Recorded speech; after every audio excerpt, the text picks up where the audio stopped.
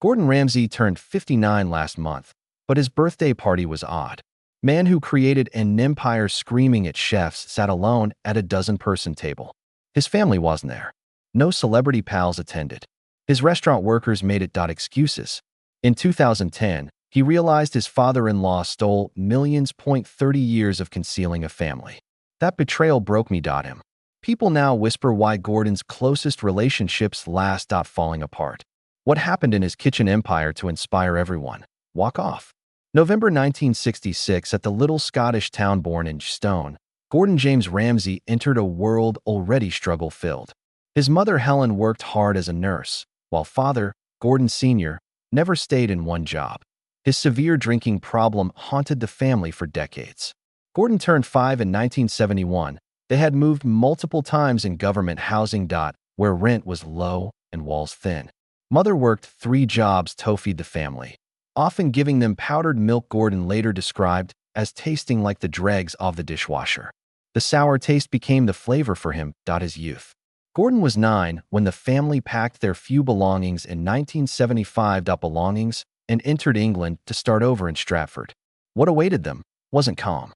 His father's drinking worsened, making him violent, who destroyed love-related things. In a drunken frenzy, he smashed every present Gordon and his siblings gave their mother. Another time, he battered Helen so viciously she needed 57 stitches. Face. Not even pregnancy protected her. 7 months pregnant, Gordon beat Yvonne, his younger sister, again. Gordon was 12 when, though taller and stronger than his father, he felt helpless. He could only see his mother suffer. They never stayed put. From 1975 till his teens, the Ramsays lived in 15 residences, England. Each relocation caused by eviction, bankruptcy, or his father's failures. Gordon subsequently remarked they were always packing, hopelessly nomadic. Constantly leaving, never fitting in. Police visited the house often. Times. Sometimes they arrested his dad. They sometimes took Helen to Diane, Ronnie, Yvonne, and Gordon were taken to the hospital. Shelter or children's homes. Their humiliation continued at school. Free meal tickets forced them to wait in a separate lunch line. A modest yet terrible reminder of their poverty and difference. Through everything, Diane, Gordon's elder sister, shielded him. She was born 1965. And was strong beyond her years. She consoled her siblings while their mother bled. Hospital beds. She shielded them from their father's nighttime yelling. Diane later claimed that their father told them the violence was their fault and that if they behaved, their mother wouldn't be wounded. Fear and guilt kept them quiet for years. Gordon, 16, finally entered 1982. Left home. He and Diane moved into a little Banbury flat. Both of them survived by working little jobs to eat and rent. Diane served tables in a care facility. Gordon scrubbed Indian restaurant food. She earned $250 per hour there. Simple living, but at least they were free. Their father's harshness left severe scars. He wasn't just violent. He was unfaithful. He cheated Helen for years, shame her in front of family. Gordon was 12 or 13 when his father died. Drinking was uncontrollable. He was often arrested for drunk driving and violence. He held young Gordon's hand during a swimming session, head submerged till he nearly fainted.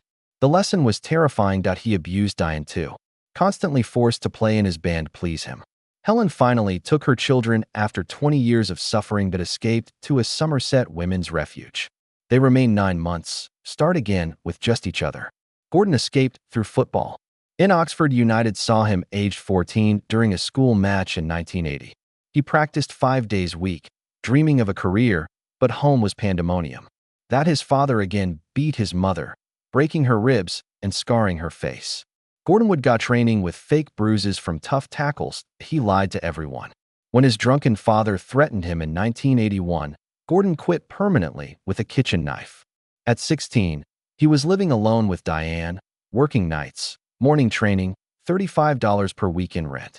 Despite scarcely sleeping, he found calm for the first time. That he fulfilled his aim when Rangers FC summoned him to a youth trial in 1984. Chance of a lifetime. However, a March match changed everything. Ended. An aggressive tackle tore his right knee and anterior cruciate ligament. Both ligaments and meniscus gone. Surgeons said he'd never play again. The young man was 18. Weeks ago, Rangers planned to offer him $180 a week. He was hospitalized, his dream wrecked, fighting depression, bewilderment. But he persisted. In September 1984, he joined attending North Oxfordshire Technical College for hotel management. A few months in the kitchen, another blow came. An early 1985 food college poisoning incident sickened 47 students and 3 teachers. Rotten food, contaminated water, and months of neglect caused it. Gordon lost 12 pounds in 5 days and was hospitalized. In place of after quitting, he obsessively cleaned and organized the kitchen. The event shaped him forever. Rule: no filth, excuses, or shortcuts. Gordon lost his father in 1986. Liver failure at 53. After over 20 arrests, many fights, years of upheaval ended with 85% liver damage and cirrhosis. For over 15 years, doctors calculated he drank 140 units of alcohol every week. Years.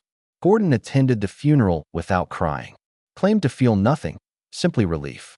He found closure. He didn't talk or eulogize, but he paid and supported his mother. The man who taught him pain was gone, departing Gordon's heart vow. Never again would he drink that way. In Gordon, 21, entered Harvey's London restaurant in 1987 to train Marco Pierre White. He expected guidance, but encountered a storm. White was evil and smart. Gordon earned $60 per week working 18-hour days, peeling potatoes and washing fish while being insulted. White once hurled hot rosado at his chest. Gordon screamed at night, but didn't quit. Speed, precision, and perfection were taught. He also discovered what kind of he didn't want to lead. A year later, he relocated to Roxton House Hotel, expecting life to calm down. It didn't. Finding rotten fish and sludge work. He documented everything, 17 pages of failures. And when the owner reluctant to dismiss the head chef, Gordon left mid-service on June 15, 1988, leaving his uniform.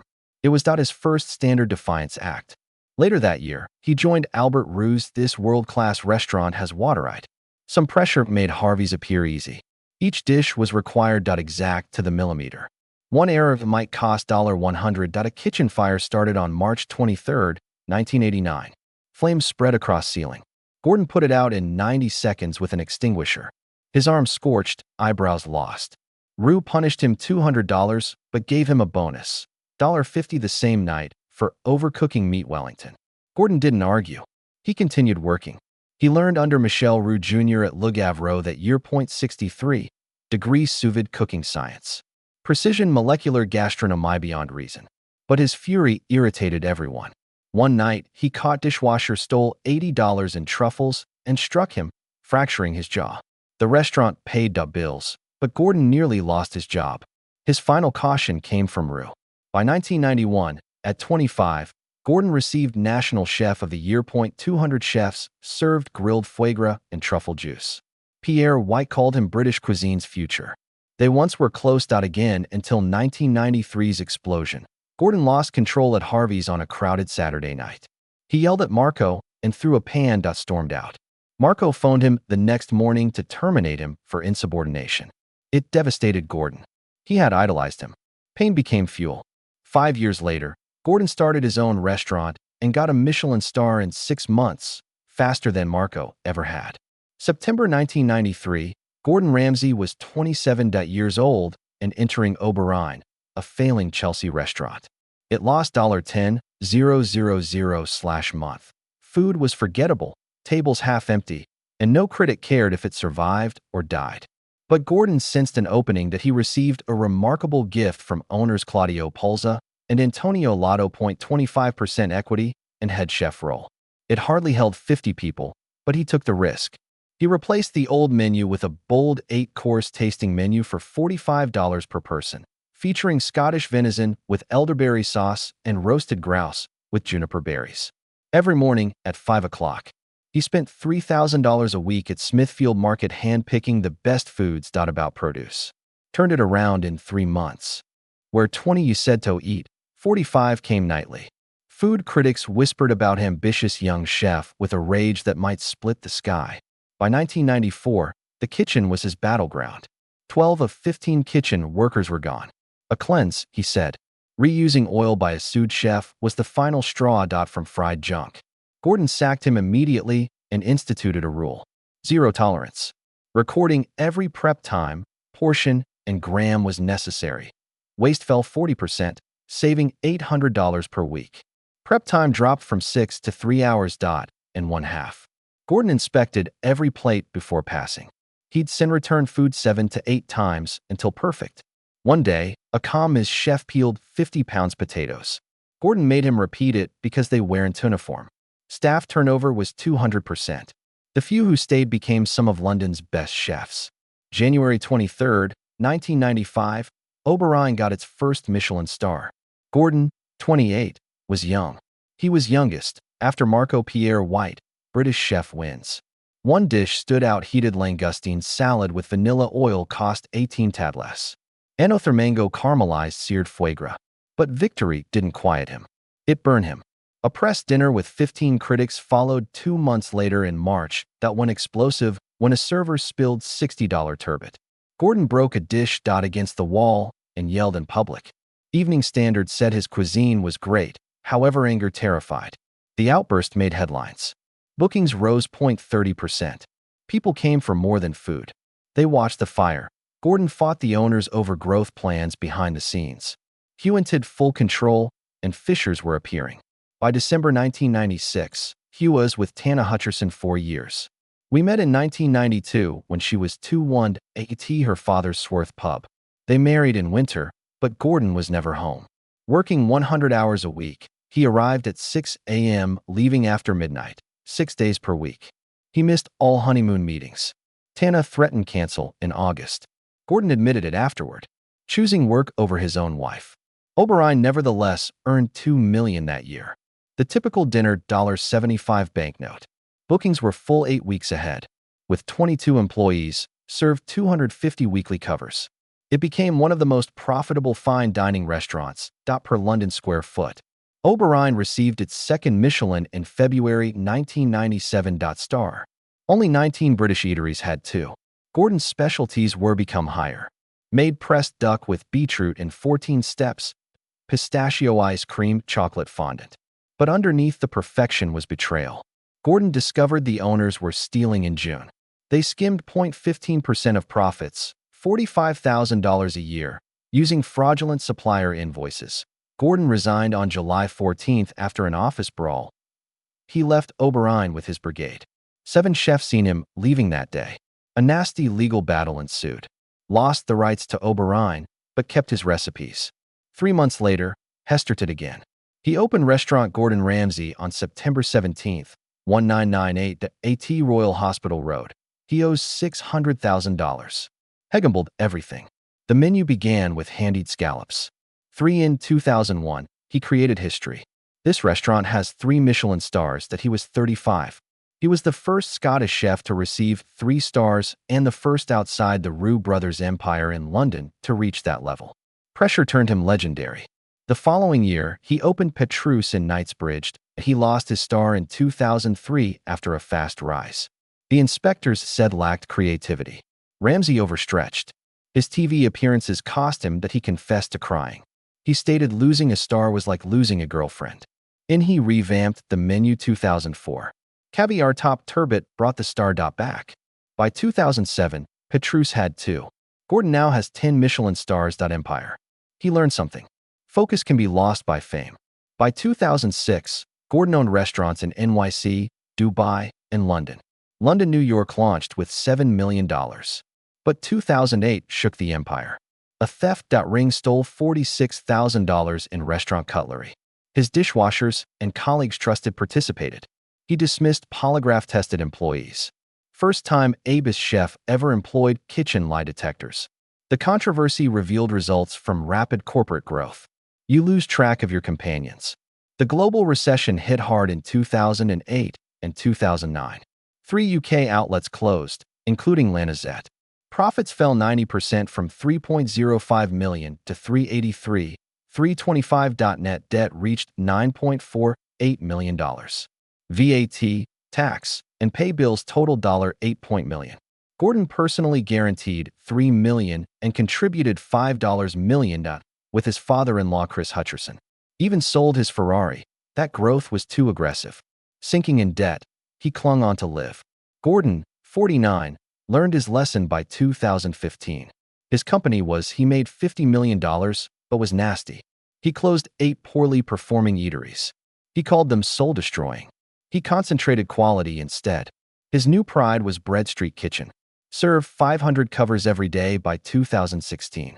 It took $3 million to build near St. Paul's Cathedral. It worked so well he opened in Hong Kong, Singapore, and Dubai. He wasn't any longer a chef. He was a businessman who nearly lost everything but recovered. Smarter. Gordon's identity was revealed in February 1999. A 5-part Channel 4 documentary, Boiling Point, followed him for 8 months before the debut of Gordon Ramsay's. Viewers saw everything. Screaming, driving breakdowns. A server was dismissed for drinking water during service. He chef at Versailles, a July 1998 World Cup conclusion. The series popularized him. The demon and genius inside him were unveiled. TV continued. Ramsay's Kitchen Nightmares debuted April 26, 2004 at the UK.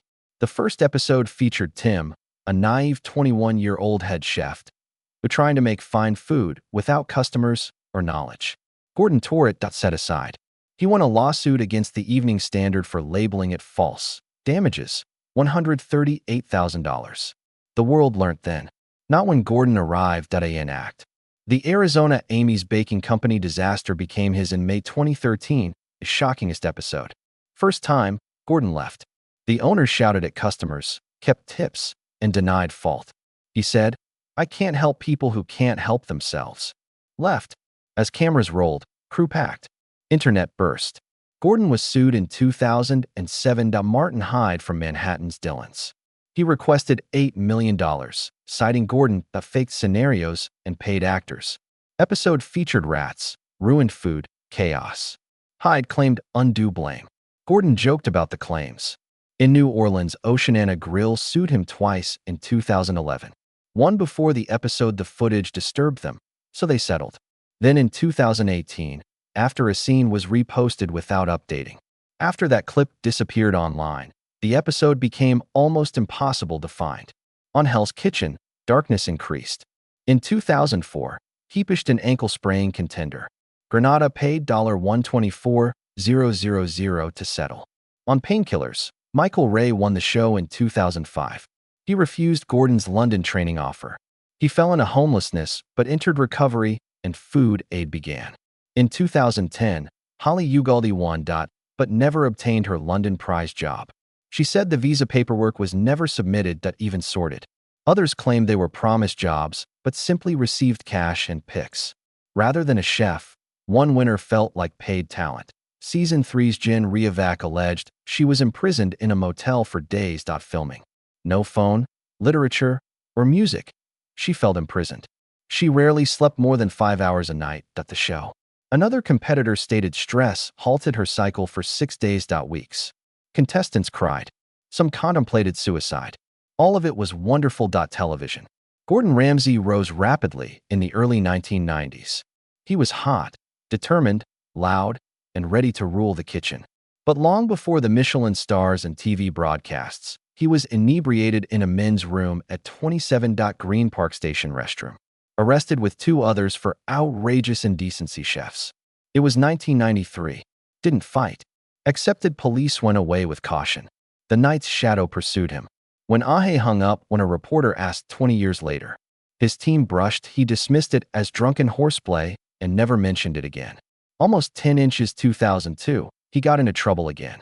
This was for drunkenness. Driving. Driving the wrong way along a central London one-way street. Gordon failed the breath test and was arrested then released. The police had neglected to give him a blood test, and his lawyers capitalized. Lost case. But his public image has suffered. The disciplined preacher was becoming inconsistent. This gap between words and actions would widen. In April 2009, a Sun undercover investigation found Gordon's high-end gastro-restaurant serving fresh food.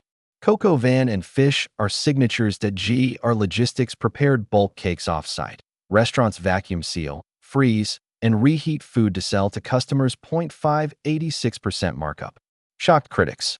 Gordon had yelled at others for years. Cooks for doing the same on his show. He was doing it quietly now. Closed kitchen doors. The scandals continued. In November 2008, news of his 7-year romance with Sarah Simons devastated his marriage. Calling herself a professional mistress and cheating guidebook author, tabloids caught Gordon exiting her hotel room. They say he was there 75 minutes. She had bought 3 nitrate bottles from a local adult store. Gordon rejected the long-term affair, said he knew her, but that was nonsense. His wife Tana stayed. In 2014, they reaffirmed their vows, but damage remained. Trust was never same. Then his business collapsed. In 2010, Gordon found Chris Hutcherson, his father-in-law, was surreptitiously funneling Gordon Ramsay Holdings money, not for himself, mistresses, and a separate second family, Hezecret, for 30 years. Gordon dismissed him, hired a PI, got photographs, trying to maintain control, but Chris striked back. Between 2010 and 2011, he and his boys hacked Gordon's computer over 2,000 times to learn everything he knew. Ended in 2012 court. Gordon paid $2 million to settle, but justice returned in 2017. Around. Chris got 6 months in jail. His boys were suspended. Sentences. Betrayal ripped Gordon's home and business apart. Gordon continued going. He built additional shows and opened more eateries, saturating culinary TV. But controversy followed. On Channel 4's The F Word in 2009, he raised 200 chicks that teach his kids about food sources from his garden. Already, the series had turkeys and pigs are grown and butchered. Animal welfare groups sued. Complaints. PETA condemned him. His foie gras meals and cruelty were alleged. Praise of horse meat was shameful. He ignored it. He wasn't interested. What they thought his 2012 series Gordon Behind Bars was filmed over Brixton Prison. 6 months. His 12 captives learned to create lemon tarts under the Bad Boys Bakery. Later, they sliced the tarts that easier to sell. Cafe Nero will sell them in 11 South London locations. The bakery had 15 outlets in 2017 and ambitions for 190. A few inmates transformed their life. Some applied to work at Gordon's Savoy. But within prison, it was hard to film. Ramsay stopped genuine fights. His wife forced him to take self-defense lessons. Hope was captured by cameras, but apprehended danger. In 2018, 24 Hours to Hell and Back debuted. Hedro of Hell on Wheels, a 70-foot mobile kitchen, across America. Each episode opened with him in disguise, donning prosthetics and strolling into failing restaurants to surprise them. The crew filmed rotting mold, cockroaches, and food. Then Ramsay appeared, yelled, and cleaned. One day redesign and staff training. It appeared dramatic. Though dramatic, some owners resented the pressure. The format felt rushed. Some stated the repair failed. Still, it reached 3.67 million viewers in Season 1. Next Level Chef debuted in 2022. It was no ordinary contest. It was a massive moving 3-tiered kitchen tower. The best top ingredients, worst at bottom. Platforms rose. Down between rounds. Contestants had seconds to gather supplies. Raw chicken went through grates. Meat tumbled to the basement. Pressure was real. The bruises were too. They couldn't look away. Ramsay assessed above, his voice booming between stories. Food Stars debuted in 2023. This time was more than cooking. That was business. 15 food entrepreneurs vied his $250,000 personal investment. Ramsay was more than a judge. The man wasn't an investor. The show tested real-world branding, marketing, and survival. World. He shocked everyone in the UK by stating he was vegan. Favorite subject.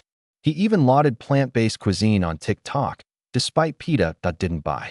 4 Fox primetime shows were running simultaneously: Master Chef, Next Level Chef, Hell's Kitchen, Food Stars.